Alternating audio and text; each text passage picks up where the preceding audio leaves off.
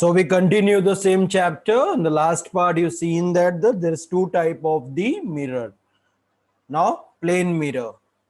Plane mirror are used in various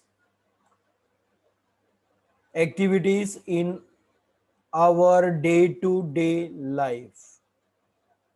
A mirror is made by coating the back surface of flat and smooth glass pieces with a thin reflecting film of aluminum or silver. To protect this reflecting film and to make that side obtuse, another coat of substance like a lead oxide is given over it. That's the plane mirror.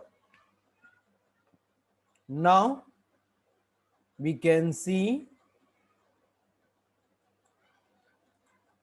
the another part of the plane mirror.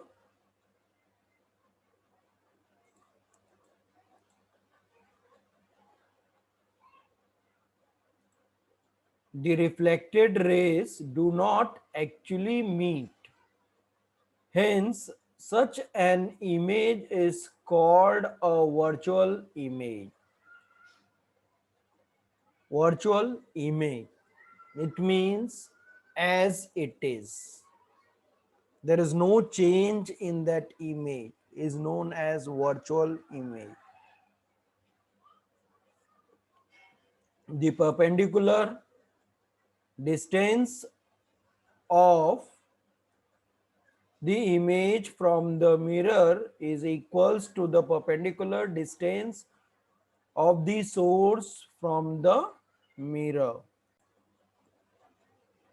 The image formed by a plane mirror is of the same size as the source. Now, in the next part, we can see here the image of plane mirrors.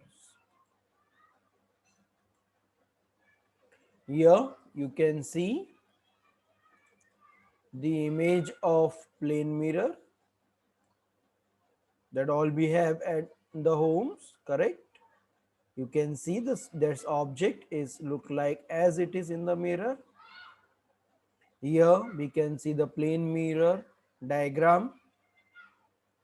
See the object on the other side of the plane mirror is look like a same and size also same. There is a formula to find the number of images, that is 360 upon a minus 1. N equals to 360 upon a minus 1. N equals to number of images. A equals to angle between the mirrors.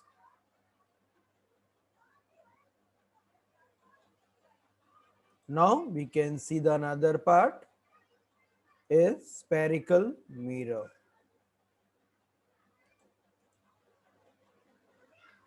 Spherical mirrors, here you can see in the diagram, is a curved mirror. Is a curved mirror.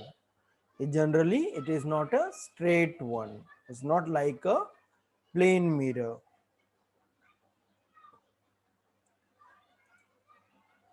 Generally, spherical mirror are a part of hollow glass sphere and the inner or outer surface of this part is coated with a shiny substance to produce a spherical mirror. The reflection of light takes place either from its outer or inner surface. Thus, there are two types of spherical mirror described below as it is. The first type is concave mirror. Second is convex mirror. Concave mirror, if the inner surface of the spherical mirror is the reflecting surface, and then it is called a concave mirror. Convex mirror, if the outer surface of the spherical mirror is the reflecting surface, then it is called convex mirror. Is it clear? The concave mirror and convex mirror.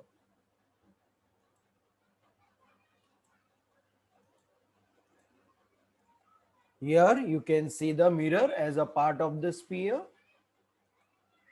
You can see in the diagram concave mirror and convex mirror.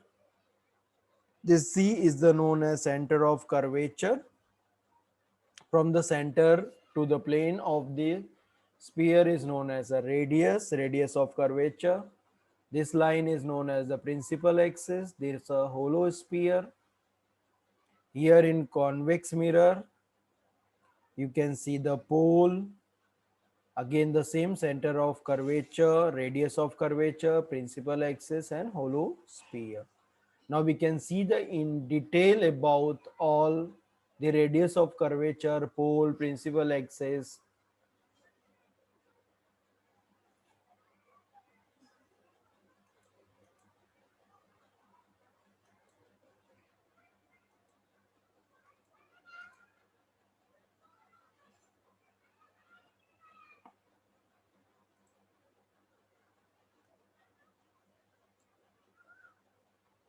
Now term related to spherical mirror. Term related to spherical mirror, the first one, pole. The center of the mirror surface is called its pole. P is the pole of the mirror. Then center of curvature. The center of the sphere of which the mirror is a part is called the center of curvature of the mirror. C is the center of curvature of the mirror. Then radius of curvature. The radius of the sphere of which the mirror is a part is called the radius of curvature of the mirror. The length CP or CA in the figure is the radius of curvature of mirror. Next one is known as the straight line passing through the pole and center of curvature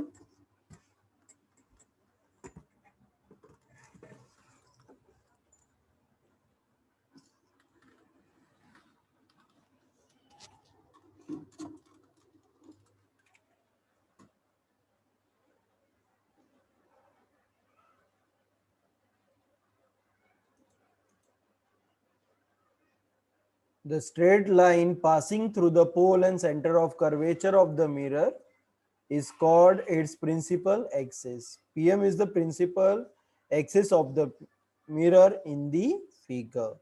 Now we see the remaining part.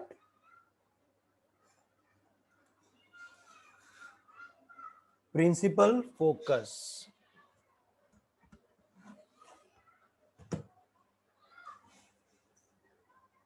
Principal focus.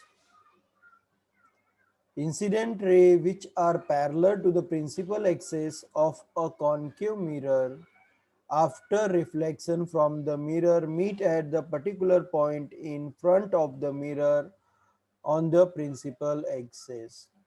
This point is called the principal focus of the concave mirror. In the case of convex mirror, the incident ray parallel to the principal axis after reflection appears to come from a particular point behind the mirror lying along the principal axis. This point is called the principal focus of the convex mirror.